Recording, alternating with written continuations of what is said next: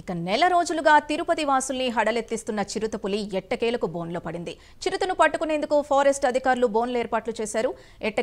ఎట్టకేలకు ఎస్వీయూ క్యాంపస్లో ఏర్పాటు చేసిన బోన్లో చిరుత చిక్కింది. చిరుత బోన్లో చిక్కడంతో తిరుపతి వాసులు ఊపిరి పీల్చుకున్నారు.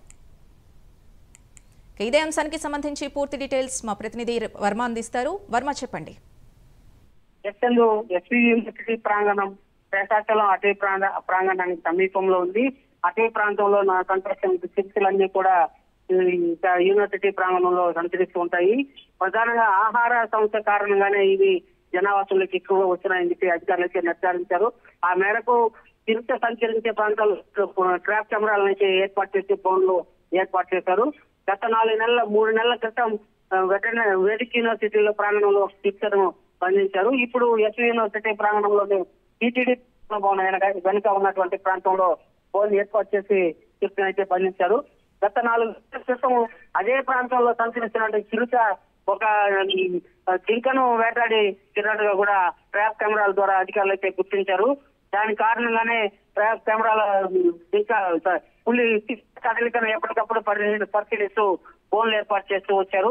ఈ నేపథ్యంలోనే గత రాత్రి 12 గంటల ప్రాంతంలో చిరుత బోన్లో చిక్కినట్టుగా అధికారులు అయితే నిర్ధారించారు. ఆ మేరకు ఇవాళ ఉదయం బోన్లో చిక్కినట్టు చిరుతను బంధించి మామండూరు అటవీ ప్రాంతంలో విడుదల చేస్తున్నట్టు కూడా అధికారులు అయితే స్పష్టం చేస్తూ ఆ మేరకు తరలించారు. అయితే చిరుత సంచారం ఎస్వి యూనివర్సిటీ ప్రాంగణం శేషాచల అటవీ ప్రాంతానికి సమీపంలో ఉండడంతోనే యూనివర్సిటీ ప్రాంగణంలో దాదాపు 4 చిరుతలు సంచరిస్తున్నాయని చెప్పేసి అధికారులు అయితే నిర్ధారించారు. ఆ మేరకు ఇప్పుడు 2 చిరుతలు బంధించారు. ఇంకా మరో 2 చిరుతలు కూడా ఉన్నాయని చెప్పేసి అధికారులు గుర్తించి బోన్లు అయితే ఏర్పాటు చేసి ట్రాప్ కెమెరాలను ఏర్పాటు చేసి వాటిని బంధించేందుకు అనేక చర్యలు చేపట్టారు. ఇవాళ పడినటువంటి బోన్లో చిక్కినటువంటి చిరుత దాదాపు యూనివర్సిటీ ప్రాంగణంలో ఎప్పుడు సంచరిస్తూ ఉండేదని చెప్పి విద్యార్థులు తీవ్ర భయానికి గురయ్యారు. ఈ చిరుత బంధించడంతో యూనివర్సిటీ విద్యార్థులు కూడా తీవ్ర ఊపిరి పీల్చుకొని కొంచెం ధైర్యం చేస్తున్నట్టు కూడా పేర్కొంటున్నారు. ముఖ్యంగా చిరుత సంచారం వల్ల విద్యార్థులు తీవ్ర ఇబ్బందులు ఎదుర్కొంటున్నారు. కొంత మేరకు ఈ చిరుత బంధించడంతో ఉపశమనం కలిగిందని చెప్పేసి కూడా విద్యార్థులు వాపోతున్నారు.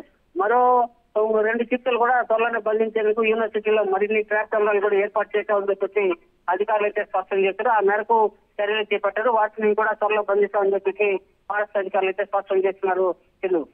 Right, thank you Varma.